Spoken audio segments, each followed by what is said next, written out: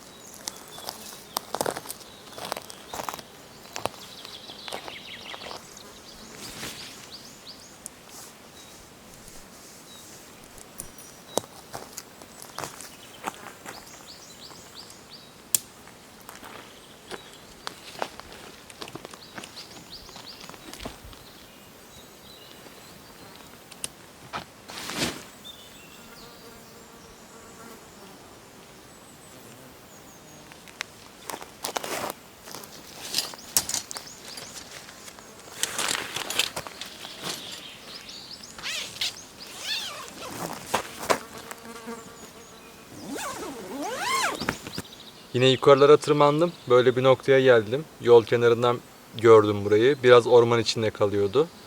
Arabayla gidebildiğim yere kadar gittim. Sonra malzemelerimi taşıdım. Çadırımı kurdum. Buraya daha önce gelmişler. Büyük ihtimal bu bölgede ormancılar çalışıyor. Çünkü arka tarafın şuradaki ağaçların üstünde işaretlenmiş sprey boyalar var. Büyük ihtimalle burası onların kesim bölgesi. O yüzden burada ateş yakmışlar. Yemek artıklarını bırakmışlar. Civarda da çöpler var ne yazık ki. Ben de o yüzden hiç başka bir yere ateşimi bulaştırmadan buraya yakacağım. Civardaki çöpleri de burada yakacağım. Onların doğaya karışmasındansa burada birkaç saniye içinde yanması daha mantıklı. Çadırım hemen karşı noktada. Ateşe uzak koydum. Bölgede biraz arı fazla. Çiçekler var çünkü çevrede. Rahat verirler umarım bana. Güzel bir noktadayım. Hava da çok güzel. Yani burası bile sıcaksa şehir noktaları muazzam bir sıcaklık vardır şu an. Çünkü burası 1500-1600 metre civarında. Yani burasının sıcak olduğu zamanlarda şehirde durulmayacak noktada oluyor. Ben de burada ateşimi yakacağım. Yemeğimi yapacağım. Sonra çevreyi bir dolaşacağım. Çünkü burası gördüm ayak izlerini. Kurt ve ayıların geçiş noktası herhalde. Yakınlarda bir su noktası var. Belki su noktasına bir hayvan gelir. Çadırı hallettim. Yemek işim kaldı. Biraz acıktım. Doğa çok acıktırıyor. Çok fazla enerji yakıyorsunuz. Ateşi yakacağım. Bugün ton balıklı pizza yapacağım. Bazlama ekmeğinden. Ondan sonra masamı kuracağım ateş yanarken. Böyle güzel, keyifli bir gün olmasını umuyorum. Umarım yaban dostlara karşılaşırım. Bu sene çok fazla karşılaşıyorum. Karşılaşmasam da olduğum yer çok güzel. Burada tamamen çürümüş, ölmüş bir ağaç kökü kalmış. Bunun artık büyümesi imkansız. Arka tarafları hep zaten ağaç kurtları tarafından boşaltılmış.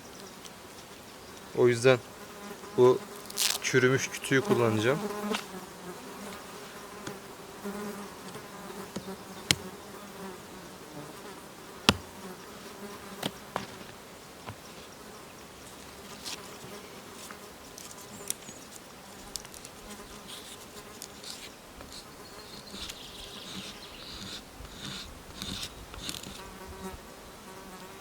Bundaki kavukları sıyırmaya çalışacağım şimdi.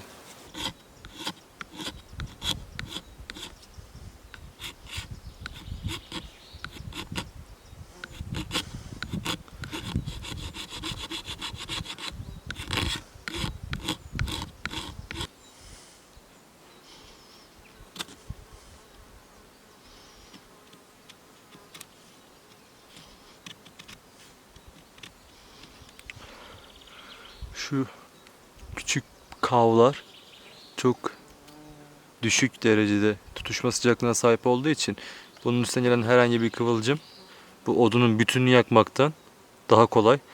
Bunun bütününü belki birkaç dakikada tutuşlayabilirsiniz. Ama şu küçük parçaları ayırdığınız zaman bunlar yandığı için bunun da tutuşma sıcaklığını düşürüyor ve de bunda daha kolay alev almasını sağlıyor.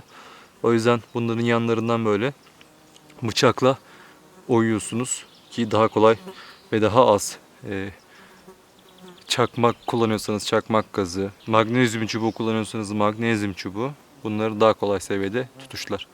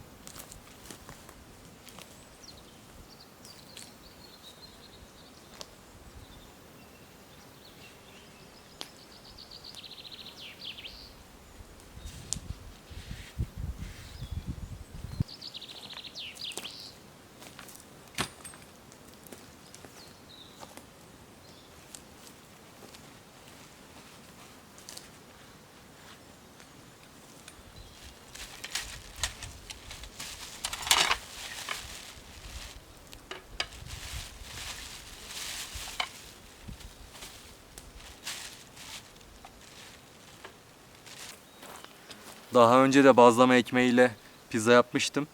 Bunu buradan tam orta noktasından kesiyorum. 2 tane kapakçık gibi oluyor. Onun bir tanesini kullanmıyorum. Alttakini kullanacağım. Hacimli olanı. Üstteki kapakçığı daha sonra büyük ihtimal yerim. Yani o da ziyan olmamış oluyor. Veya eve de getirebilirsiniz. Kurutup daha sonra köfte içinde doğada kullanabilirsiniz. Ben altını kullanacağım. Altı zaten tabanlık gibi. İlk önce şöyle kesiyorum ben bunu.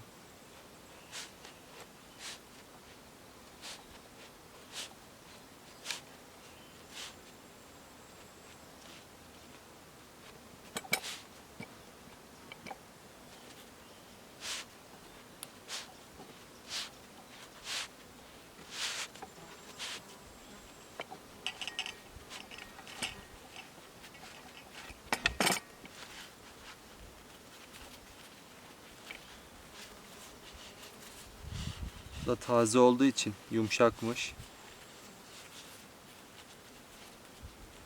Şöyle.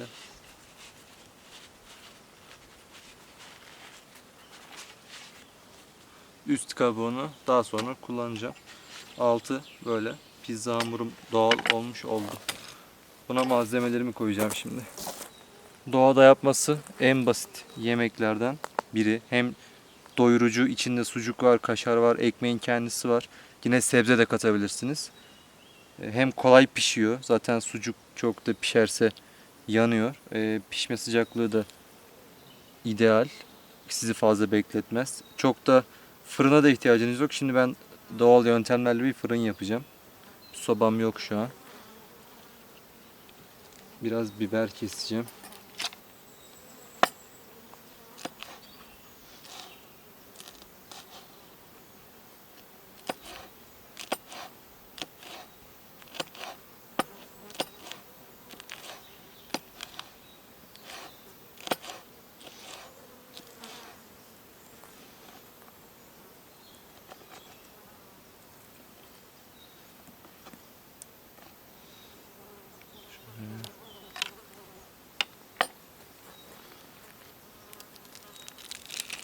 Yine buna en çok lezzet veren olmazsa olmaz kaşar.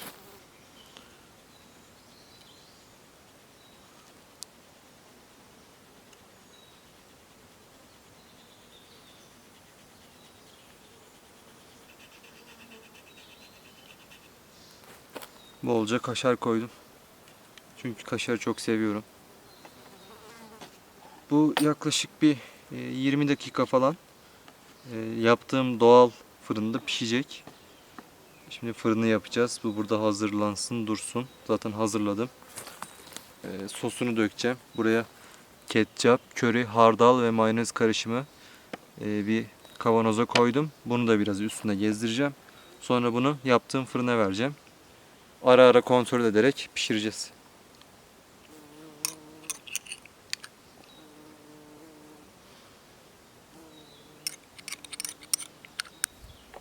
Ve buna her zamankinin dışında bir de ton balığı koyacağım. Ton balıklı bir pizza yapmış olacağım. Hatta biraz da ton balığını şöyle yağını gezdireyim üstünde. Ekmeğinde.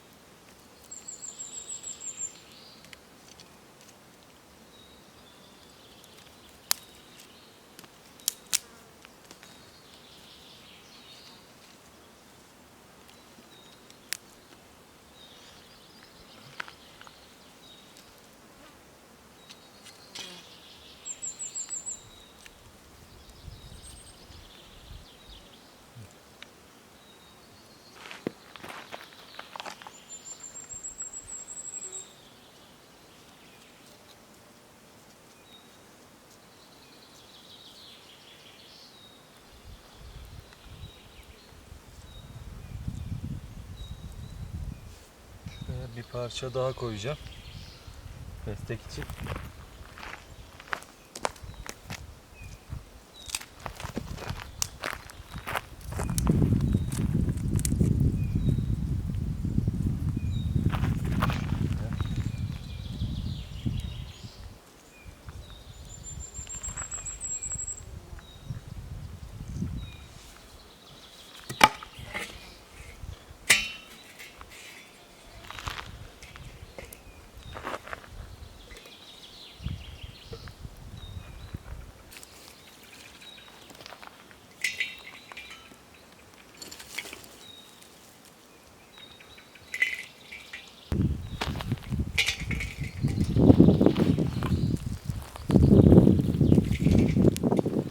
Şu an tam ideal bir fırın sıcaklığında. Çok da köz koymadım. Bu sefer erken yanmasın diye. Çünkü biraz burada oyalanacağım. Bir çevreye bakınacağım. O zamana kadar anca pişsin. Çok hızlı pişmesini istemedim. Ağır ağır. Bu köz ona yeter. Tam bir fırın sıcaklığında dediğim gibi. Bir 10-15 dakika falan böyle dursun.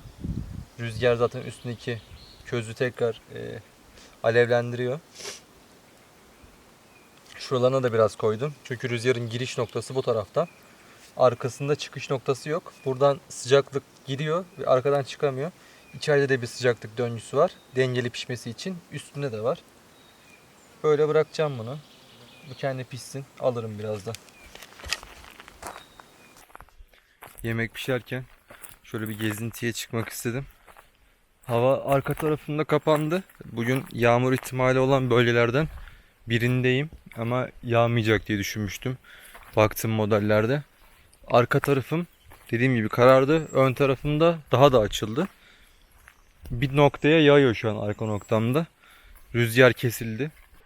Şimdi bir geçiş rotasındayım. Hemen şuradaki toprağı havalandıran domuz veya ayı yaban dostlarının arkasına bıraktıkları izleri gösteriyorum size. Domuzlara ormanın traktörleri deniyor zaten. O ön burnu çok kuvvetli olduğu için toprağı böyle birazcık ittirdiği zaman böyle büyük bir kütleli toprağı bizim kürekle yapmamızın belki çok zor olacağı bir alanı çok kolay bir şekilde gücüyle kaldırabiliyor. Bu noktada şu an mantarlar gördüm. Ama mantarların zehirli olduğunu şöyle anlayabiliyorum. Çok bilmiyorum çünkü mantarların türünde aynı zamanda. Böyle bir geçiş noktasında bu ayı olur, domuz olur. Onların yakın zamanda geçtiği bir noktada mantar görüyorsanız onlar es geçmiş demektir. Bir domuzla bir ayı bir mantarın neden es geçer? Çünkü onların doğa tecrübeleri bizden daha fazla. Daha hakimler doğaya. Doğa hafızaları daha fazla diyebilirim. Buna içgüdü de diyebilirsiniz. Yani öğrenilmiş bir alışkanlık onlar için. Buradan da bir geçiş rotası. Şöyle gelmişler. Şuradan. Hemen burada. Toprağı havalandırmış. Böyle gitmiş. Yürüyordum ve bir kırmızılık gözüme çarptı. Çok minnak. Bir dağ çileği. Bunları işte ayılar, kurtlar yiyebiliyor. Domuzlar daha çok yiyor kurtlardan ziyade. Ama tam bir ayı besini. Daha olgunlaşmamış. Bu rotada bir çilek varsa bu rotada bir ayı da vardır. Burayı mutlaka keşfeder. Bir tane kök gördüm. Şuralarda başka var mı diye bakıyorum. Göremedim. Şunlar da çilek ama daha meyve vermemişler. Şu vermiş yalnız. Çok güzel, çok tatlı. İyi ki üstüne basmamışım. Şimdi neden burada bu kadar hareketli olduklarını daha iyi anladım. Elimde bir dağ çileği var. Ve dağ çileğinin de yuvasını buldum. Tam da olduğu yere eşelemiş. Şurada görebiliyorum. Yakın zamanda gelmemiş. Gelse bunları da alırdı. Büyümek üzere bunlar. Şurada var kırmızı. Şu biraz daha büyük. Bunu ben de yiyebilirim. Şöyle aldım. Aldım. Şurada var.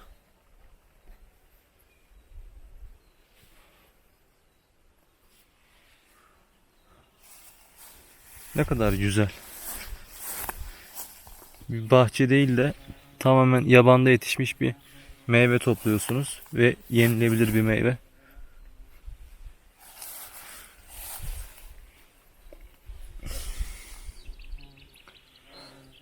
Şu an aslında ayı ve domuzdan bir farkım yok.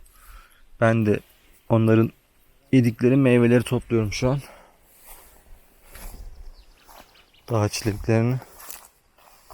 Belki de şurada da var.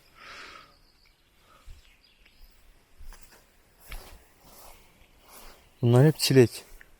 Bu kısım. Bu kısım aklıma kaydedeyim. Bunlar bir süre sonra büyür eğer tabii benden sonra ziyaret eden olmazsa. Çünkü bayağı hareketli taban. Onların da hafızasına kayıtlıdır burası. Ormanda çilek toplarken bu olmuştur diye düşünüyorum.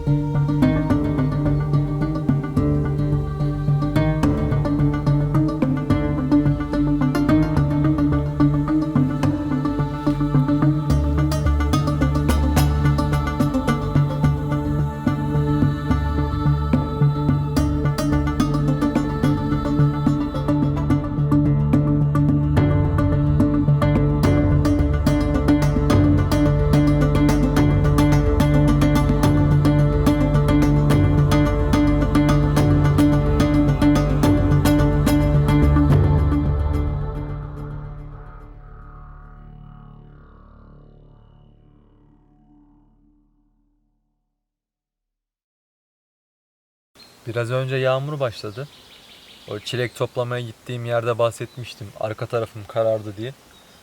Uzaktan bir gök gürültü sesleri geldi. Sonra tek tek böyle yağmur taneleri düştü. Ama çok fazla şiddetini artırmadı. Hatta şu an durdu diyebilirim.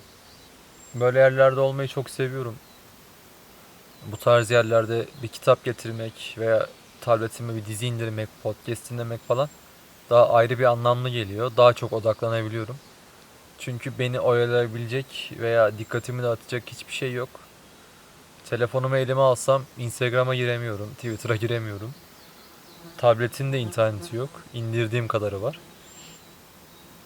O yüzden burada okuduğum kitap, izlediğim dizi, dinlediğim podcast her zaman şehirdekine göre daha anlamlı ve akılda kalıcı oluyor.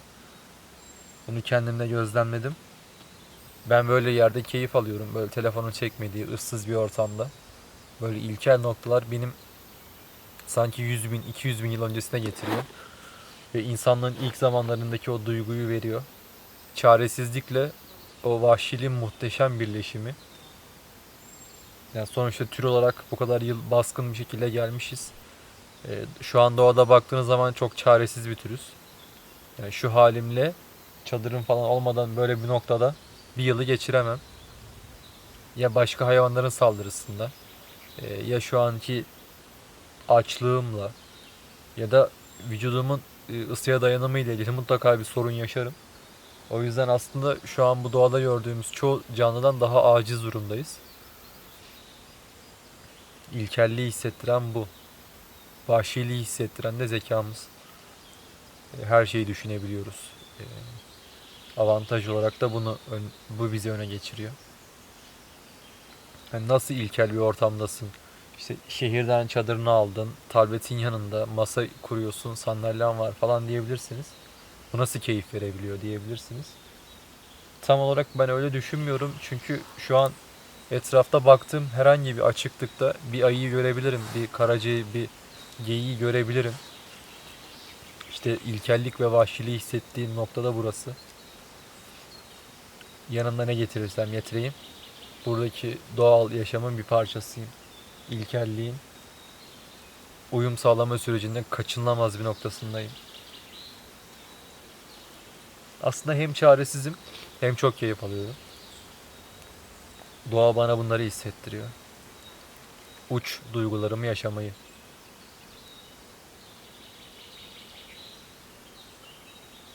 Şu an bulunduğum ağacın altında yapraklar çok yoğun değil. Yağmur taneleri düşüyor tek tek koluma.